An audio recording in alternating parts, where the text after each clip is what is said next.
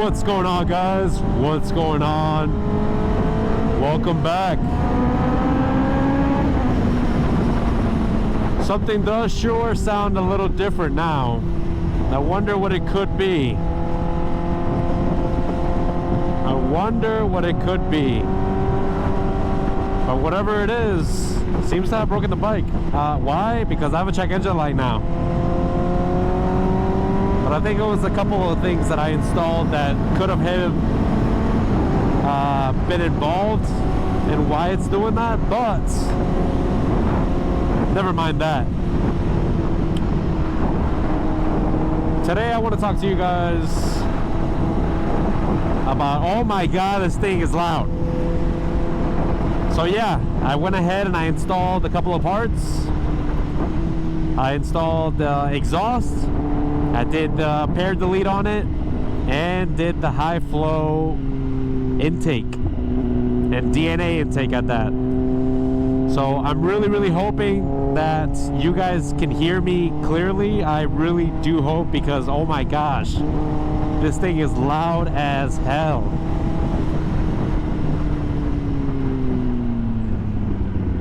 Let me, oh, I can talk to you guys better now here at the light. So yeah, it took me a lot of hours. It was a pain in the ass. And why, Kawasaki? Why did you have to install the pair delete valve like all the way down here? It couldn't have been up here, maybe to take off the airbox, which, to find the information on how to be able to take all this stuff off, I had to figure it out on my own. Like, I never taken the gas tank out of this. I took off the gas tank, couldn't find a video, couldn't find a description on how to do it. Maybe my research wasn't done well enough, which honestly it really wasn't. But couldn't figure out how to take off the gas tank. So I figured out how to take off the gas tank, followed by, of course, we gotta,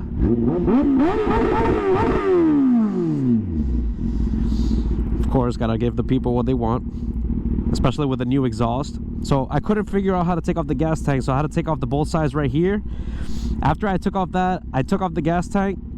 I had to then get to the air filter, which is taking off the top of the air box, which, you know what, that's no big deal. That's no big deal. That was super easy. It was like 8 screws. But then I was like, okay, so how do I get to the pair delete valve? And that's where it was a pain in the butt. Now I know how to get to it, because I had to basically look at it. And thank goodness, thank God, okay, that I love Legos. And that's how I see cars and now motorcycles, as just big, expensive Lego pieces. Why? Because for me to take off the airbox, not only was there one screw down here, I don't know if you guys could see that, there was one screw down there. I had to take off the, what is it called there? I guess it's the clamp, but it's weird because it's not a single clamp per cylinder for the inlet and the stacks and all that system. It was it's different. It's like a dual clamp. So it's like one clamp is for 2 stacks, which is, you know, a little convenient that I didn't have to do a lot of extra work. But let's come here to the park because we're gonna play.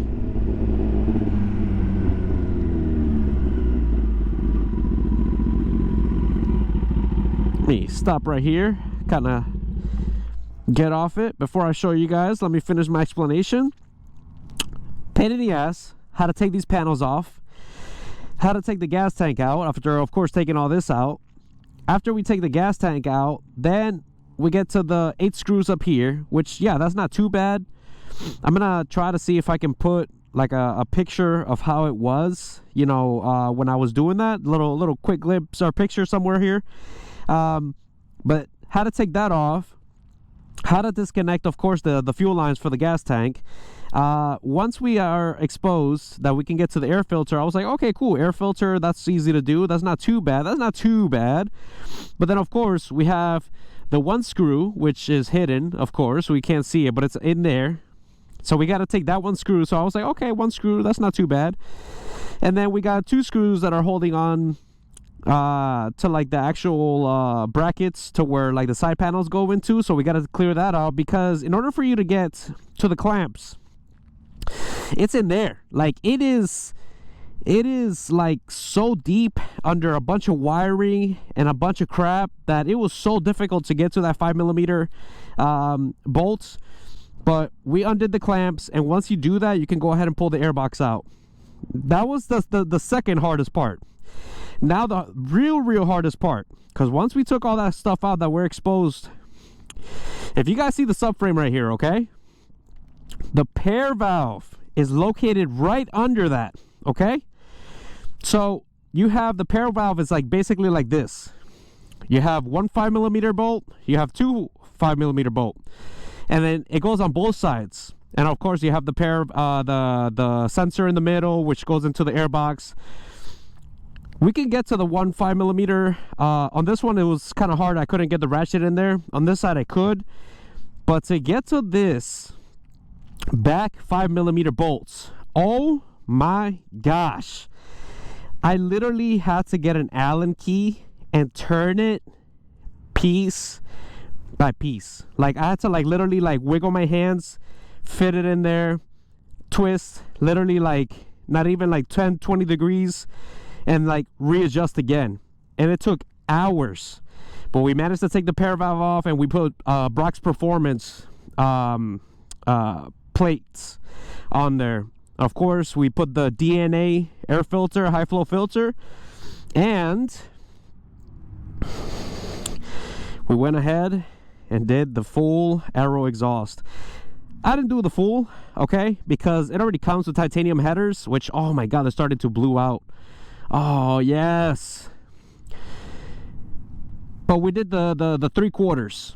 So the O2 sensor is literally located right before the catalytic. So all you had to do was undo the clamp, undo the bolt that's holding onto the bracket, slide the old one off. Of course, I took off the cables that go into the flap motor.